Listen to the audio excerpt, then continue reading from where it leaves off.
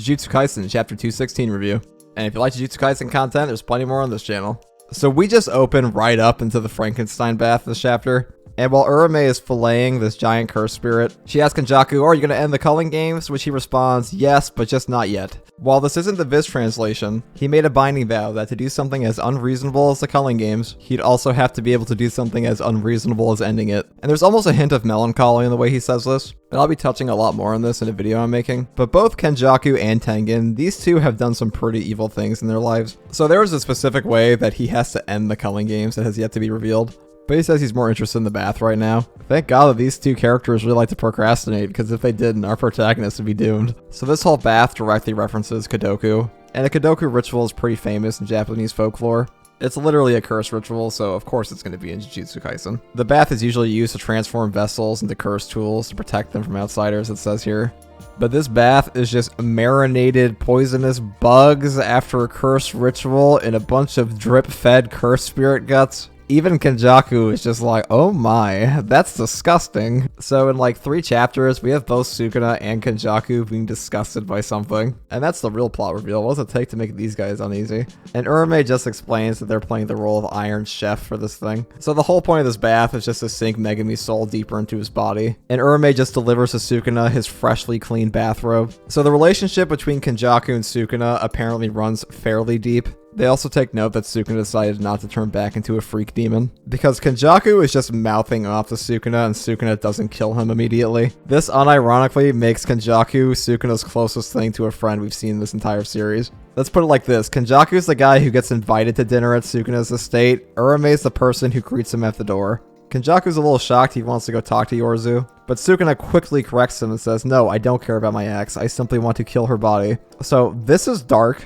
This is exceptionally dark. So this guy is just on the mission path to destroy Megami's soul. And if he wanted to do that, he really should have killed Yuji. Then again, it is standard villain procedure to monologue and leave the protagonist alive to bite them in the ass later. So Kenjaku plays the role of a real chief here, and he just gives Sukuna his biggest magic harp to fly over to the Sendai colony. Kenjaku does take Sukuna's points for it though. Also, flying fish can burn faster than Sukuna. And the moment this boy enters the Sendai colony and the smell of that fish is on the air, Uro and Ryu are just sweating. And Uro shows that she has the 530,000 mental CPU, and she just pieces out. But I guess Ryu just accepts his fate as a jobber, because it looks like Ryu confronts Sukuna here, which is like, my man, you are stupid, because you were just on a rooftop like 3 panels ago. And according to this translation, Sukuna gave him a chance to just leave. So Sukuna just gives him a little like love tap cleaving. And Sukuna says, oh, sorry, I thought you were blender setting 1. Ryu jumps back and he tries to use Granite Blast. It's like, first of all, dude, an ability as dumb sounding as Granite Blast was never going to hurt Sukuna. So Sukuna just pulls an out of my way young man and executes him. And then we just teleport directly over to him finding Yorzu, and that's where the chapter ends. So Yorzu next chapter is either about to be revealed to be one of the most powerful sorcerers in all of Jujutsu Kaisen, or she's just going to be more Sukuna fodder. I feel like Yorzu is probably very powerful because they're from the Heian era, and I doubt Sukuna would be hanging out with somebody who's weak.